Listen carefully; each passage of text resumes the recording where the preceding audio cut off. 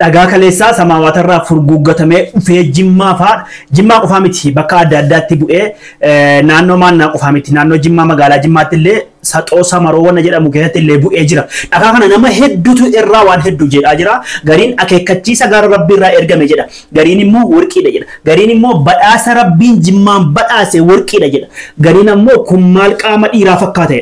Gariin immoo gommaa makiinaa fakkaata. Dhagaa bu'e kanarratti yaada hedduu jira. Akkam jirtu Arreeyo Shaafiiti. Obboleewwan kiyyaa erga kaleessaati gaa yaada miidiyaarraa guurataan jira. Achi gurree yaada namni walumaan bukeessaa gariin isa dhiifama naa godhaallee wanna fakkaatu sana isa amma agartanu kana gariin inni kan dubartii maaduukaa hafee jedha. Gariin immoo inni kun daafetii subhanallah akeekkachiisa rabbirraa badii qabnuun wanjala keenyaaf rabbiin akeekkachiisa dhakaanutti gadhiise jedha. Gariin immoo qorattoonni waggaa 100 ture waggaa 100 booda faa wanni kuni ufeeti bu'aa jedhame waggaa 100 namni umriin isaa waggaa 100 ga'eenatti fakkaatu warra qorate takka jedhani kun Allahu a'lam. Garuu dhakaan kun eessaa akka kaafame sibiilli kun eessaa biyyoota eessaa dhukaafame itti bu'ee hin baramne namni biyya kanaa dhufe jedhe hin jiru hagawwanaatti. Sibiilli kun fuudhamee harka mootummaa jira qoratamaa jira garuu qoratamee waan xumurame waan har'aa waan yerga gadhiisan immoo hin barreeyan.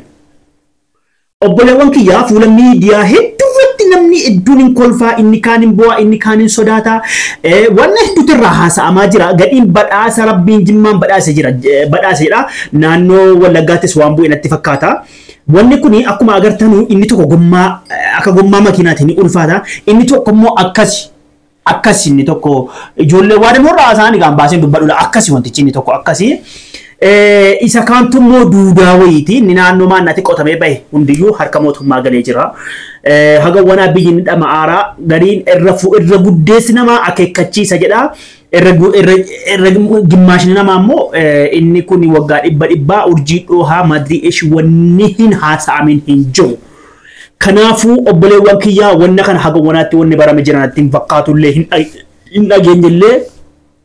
Rabbiin nu anasaru otuu katamaa wayitti bu'ee otuu naannoo namni wajirutti bu'ee nama fixeedha kun garuu bakka duwwaatti rabbi buuse isinoo maal jettan wanna kana ammallee wajjin cinqamamaa jira. Badhaasa rabbiin jimmaa badhaase moo akeekkachiisa waaqa biraa nutti ergame moo badii keenyaan moo biyya biraatu sibiila wayii furguggannaan dhufee bu'e moo isa waggaa 100 booda dhufee urjiin dho'ee bu'a jedhan sana moo maali?